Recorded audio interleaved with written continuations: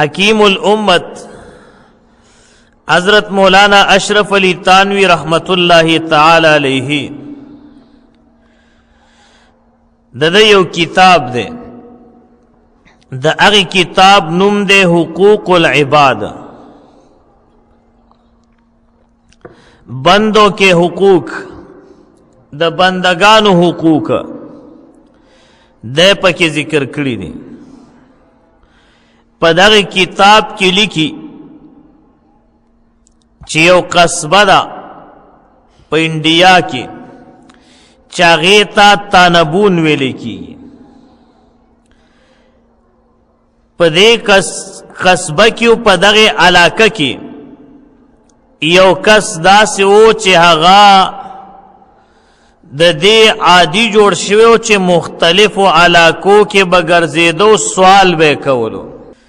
نو دا سوالګری به ګرځېده په هره علاقه کې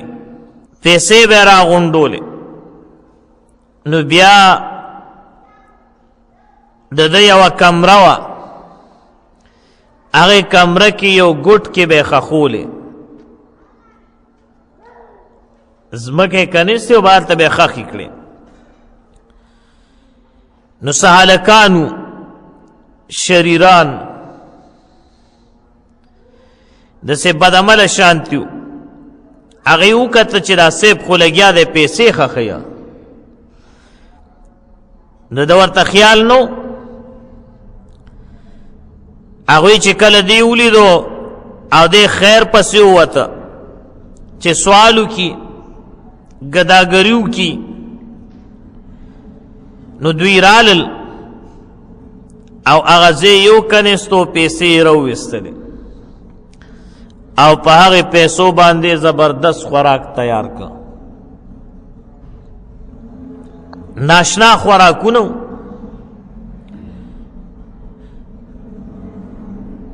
اوس دی لګیا دي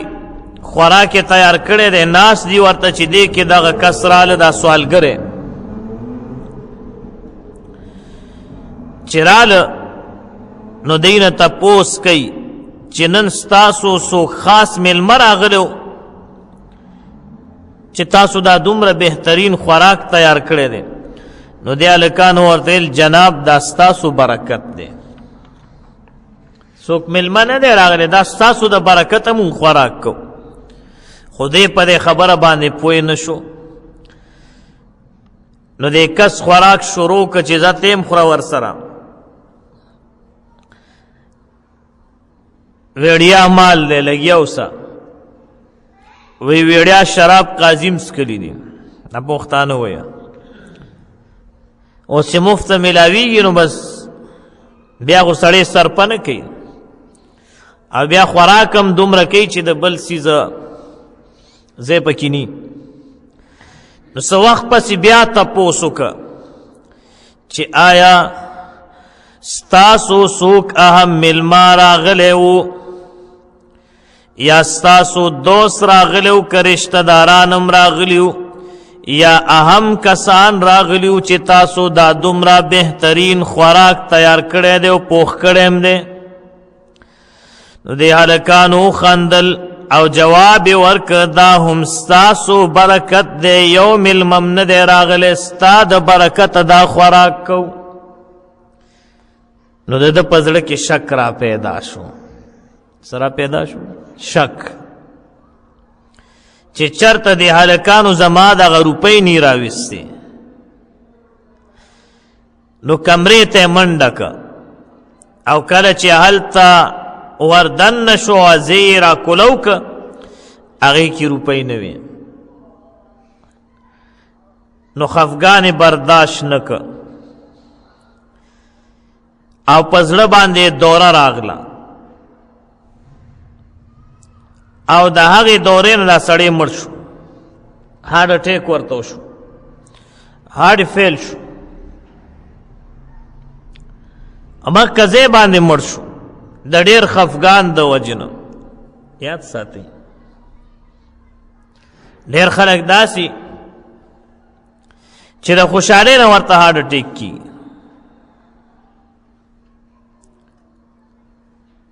څه کېږي؟ د خوشحالۍ نه او ډیرو ته د خفګان د وجنه، د مصیبت او د تکلیف د وجنه،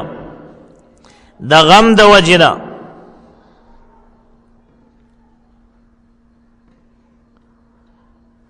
نو دیم دغسې مسله ورته راپېښه شو، مړ شو. په دنیا مینو، دنیا د پاره سوالونه کوله. نو دغه علاقه کې دا خبره خوره شوه چې دې هلکانو د دغه کس روپۍ راخیستې دي او هغه د دې د غمه مړ شو. نو دا خلک رالل دغه قصبات تانبون کې یو لوی مفتی و، مولانا مفتی سعید الحق صاحب رحمت الله تعالی علیه. د دې باره کې تپوس وکړه چې دې هلکانو داسې کار کړی دی، اوس څه چل پکار دی؟ نو هغه ورته وویل چې دا ډېرې سپېرې روپۍ دي، بیکاره پیسې دي، ځکه چې د دې په وجه دې مړ شو، لہذا د دې هلکانو نه دا پیسې واپس واخلئ او چې کله تاسو دې دفن کئ نو دې خوا چې کومه خالی حصه ده خلک پکې خاوره ورچي، یو لحدي یو قبر وي، لحد سیټ کی، لحد کې چې سړی سملې خښتې ولګي دې خوا بیا خلک خاوره اچوي. نو دا کم ځای کې چې خاوره اچولې کېږي دا پیسې هلته کېږدي، خاوره پې ور واړوئ، ځکه داسې هم ځمکه کې خښولې او دا سپېرې روپۍ دي، په سوال پیدا کړې وې د خاوره کې ډوبې کوي. کله چې خلکو دې دفن کو دا ټولې روپۍ دې طرف ته خښې کړلې، نو دغه علاقه کې چې کم کفن چور و هغې ته پته ولګېده چې صاحب سره خو خوا کې روپۍ خښې شوي دي. نو دوی څو کسان را برابر شو، راځئ چې د شپې لاړ شو، اسم دې طرف ته بیلې پرتې دي، دا به ترېنه راواخلو، مفت مال دی، دې پې څه کوي؟ څه دې خیال دی؟ دالته د دې لارې په سر کې چا پیسې خښې کړي و تاله پته ولګي، د شپې په 2 بجې به ورپسې را نه شي، په منډه چاته به غږ هم ونه کړي، بیلچه او چاري به یې راخیستي را روان به، او که تهجدو دپاره شي راپاسې بیا د سهار فرض مونځ نه پاسې بیا. نو پته ولګېده چې زمونږ او ستاسو د دین سره محبت کم دی او دنیا سره زیات دی. دنیا د پار را پاسو شوګیره کو، خو لیکن دین د پاره نه کو. نو دغه کفن چور راله، سمه ډله وه، چې راغله نو قبر یې راوکنسته، وی زر زر لګیو سی، خو چې خاوره را لرې کالته څه نشته. نو بیا هغه خښت یې را لرې، خو یو خښت یې را لرې که چې ګورې نو داسې یو سیس پروت دی. ویل بس همدا روپۍ دی، یو کس لاس ورښکته کړو داسې ګوتې یې وروړې چې په دې 2 ګوتو یې راواخلي، خو چې څنګه یې ګوتې وروړلې چې دا راواخلي نو یو دم یې چغې سورې شروع کړلې چې ګوتې مې وسوځېدې، او چغې وهلې داسې چغې چې هغه څومره ډله ورسره راغلې وه ټول د یرې نه وتښتېدل، او دیم را روان شو په لاره چغې وی. نو تانوی رحمه الله لیکي چې د دې روپونه په اصل کې سکروټې جوړې شوې وي او د هغه خواله رسېدلې وي د الله په قدرت او په قوت او په طاقت سره، څه چې الله وغواړي او څه یې خوښه شي. نو دې کس چې کم دی بغیر د ضرورت دا سوال کولو دا ناجایز و، هیڅ ضرورت نو، خو پیسې جمع کولې بعضې خلک د جمع کولو شوقیانی، جمع کوي بالښتونه او صندوقونه ډک کی دې ته لاړ شي دا صرف د دې څوکیدارو بس جمع کې ودنه پاتې شوي وارثان به پې مزې کوي نو دې سیز نه ځان ساتل پکار دی بس مال هغه دی چې او دې خوړو او دې څکلو وا دې غوستو د الله په لار کې دې ورک بس د دې فایده شته او د ټولو نه زیاته فایده د هغې مال ده چې د الله په لاره کې ولګي او خاص کر دیندار خلکو باندې حدیث پاک کی راضی چې ستا مال خوراک سکاک دی دیندار خلکو کی چرته خوشاټاری ورل را جمع نه کی دیندار خلک چې دغه خوراک سکاکو کی هغه به منځونه او د سونه عبادتونه تلاوتونه کی طالب پورا جر ملاوي نو جمعواری نه د پکا د الله لار کې لګول پکار دی امام قاضی ابو یوسف رحمه الله د امام ابو حنیفه رحمه الله مایناس شاگرد دی او د خپل وخت یو لوی قاضی دی دا په مدرسه کې ناستو یو زنانا سهیدیه راوړله کمزوري رنگ والا زنانه و عمر نم زیاته وه مشره زنانه وه وی دا الله د دین خادم دا هدیه می تعالی روړه واخله هغه ویل بس ما قبول کړل او ست واخله او د طلبو له ورکا دې دور کې بس وګدا سو کی صد خیال له مونږ له وروړي موږ ورته لس ټوپونه و شکر دې چې مونږ له وروړل نو هغه سخیان خلکو دنیا سره محبت نو ویل دا دې طلبو لورکا هغه زنانه یوړه خوزړې پینو طلبو لورکړل پیسې وغیرہ هدیه وا سوچ کوي چې زما دې هدیه کې به سفر کو ځکه قاضي امام ابو یوسف دا قبول نه کړله ډېره خفه کور ته واپس لاړ د شپې خوب ګوري چې ګوري میدان حشر کې دا زنانه ولاړه ده سکی میدان حشر کی او د قیامت ورځ ده زنانم ولاړ دي نارینم ولاړ دي کسان راځي او ځان سره خلق روانه او پولیس رات نه تیری و دې کې ګوري داسې یو ډاله راغله نو هغې چې دا څوک کتو دا خو هغه ترور ده چې مونږ له هدیه را کړې وه نو یو وی چې زی پولیس رات باندې مدد کوم بل وی زی پولیس رات باندې بل وی زه دا ټول را جمع شو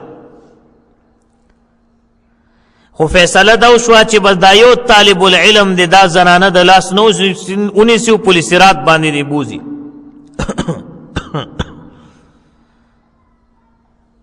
نو آیو طالب العلم دا د لاسونی و پولیس رات نے بوتللا هغه طرف ته وړیدل جنت سیټ تا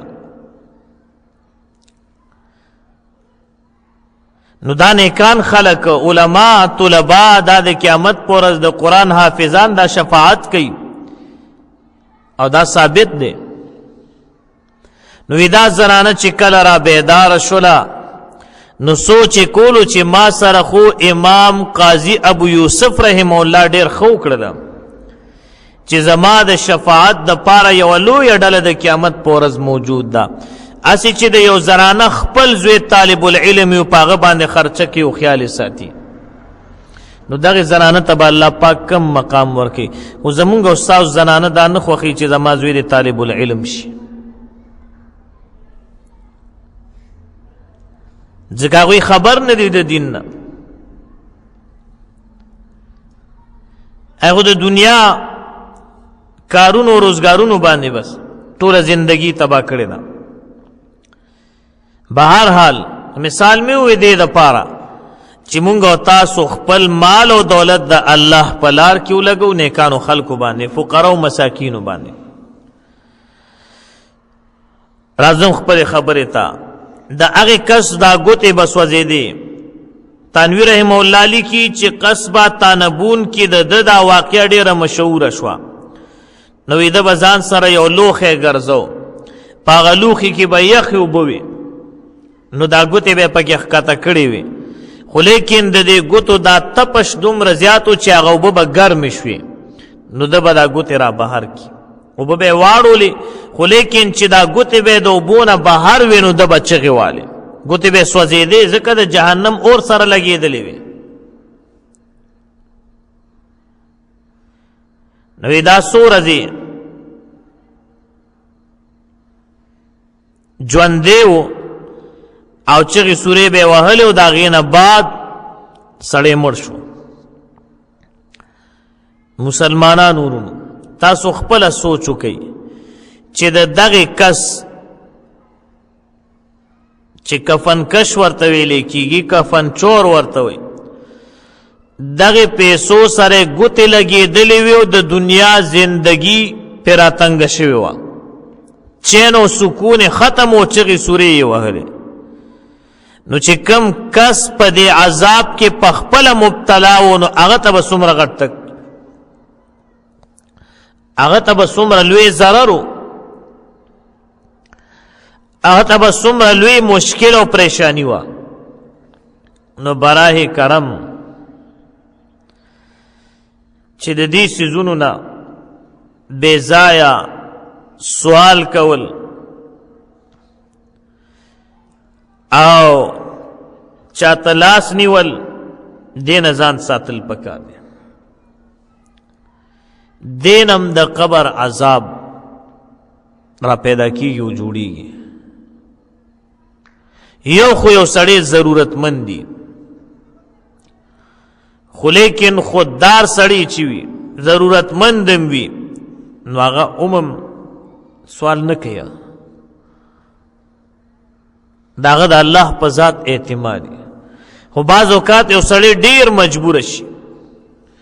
نو هغه یو چې کم دی هسې بس ځان له تجارت جوړ کړي. تاسو به کتلی بعضې خلک دی ګاډو ته روخیږي، لګیا وي، سم دم وي او سوال به کوي. دغه رنګې په دې لارو کوڅو کې به ولاړ وي، ټیک ټاک به سوال به کوي. بعضې خلک به داسې چې ته ورته حیران شې، ښایسته مبارکه ګیره ځان به برابر کړی وي او تا ته به وایي چې زه پلانکي ځای نه راتلم او چا رانه جیب و، ټیکټ را سره نشته، بنو ته روان یم، کوهاټ ته روان یم، لکي مروت ته ځم، کویټې ته ځم، بلوچستان ته ځم، چارسدې ته ځم، مردان ته ځم. په دغې باندې به سوال کوي. نو دا ډیر یو بیکار عمل دی، سوال کول. نو د دې نه ځان ساتل پکار. یوه زنانه وه، دلته پورې یو علاقه د هغې کې اوسېدله، هغه به د لرو علاقو ته تلله او سوال به یې کو او څه به یې ویل، وی بچی می چې کم دی یتیمان را ته پاتې دي، او بچی می چې کم دی 3 واړه مازوران دي، 3 زامن یو، اماله پته ده زه پیژنم ډېر ښه. زامن چې کم دی نو هغه بالکل ټیک ټاک سم دم خپل روزګارونه کوله، او دې زنانه به دغه عادت کو چې بچی می ټول مازوران دي. تاسو پر رب یقین وکئ چې هغه بچی الله پاک د رښتیو مازوران کړل، په خپل لاسونو باندې شل شو، فالج وال.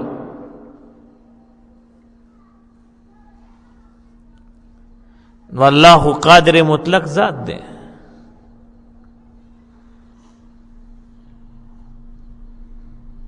خو لیکن دا بیا هم دغه زنانه به سوال کو، ځکه وی هر څه بور عادت نه بور. دغه زامن لاړ مړم شو، خو لیکن هغه عادت پکې و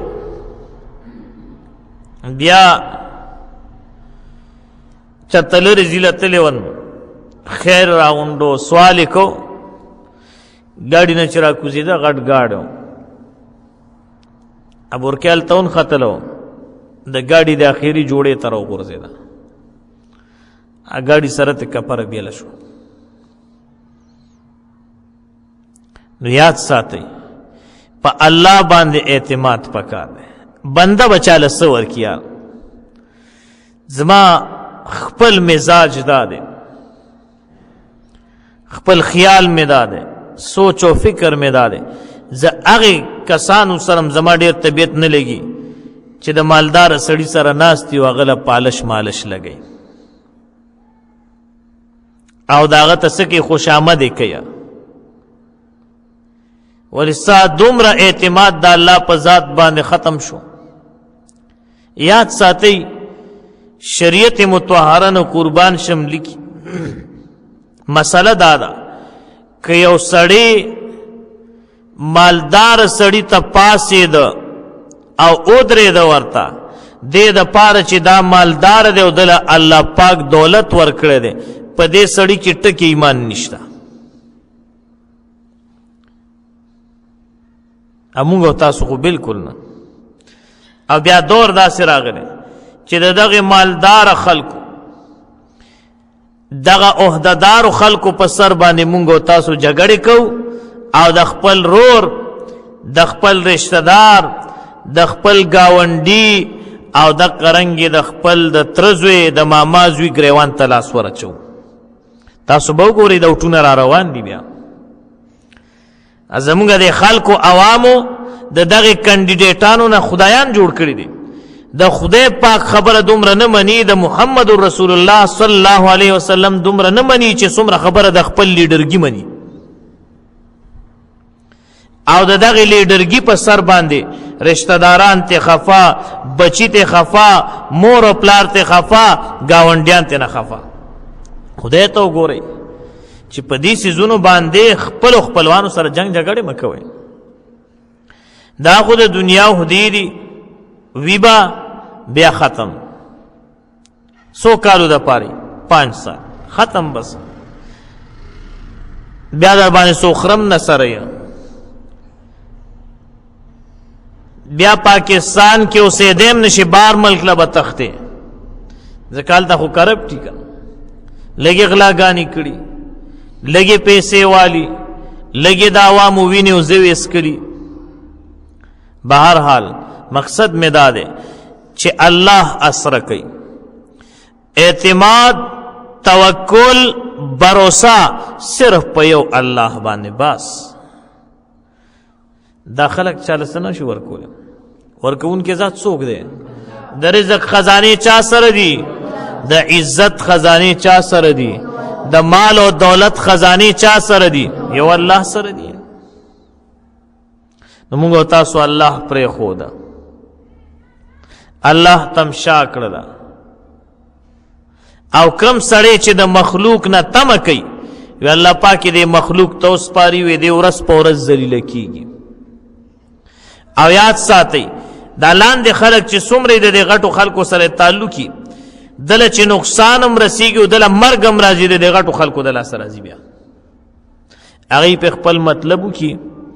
چې مطلب تی پوره کتابچه کی الله پاک دې موږ تاسو پوي کی هاذا واخر دعوانا الحمدلله رب العالمین سبحان ربك رب العزة عما يصفون وسلام على المرسلين والحمد لله رب العالمين درود شریف شوق سره وای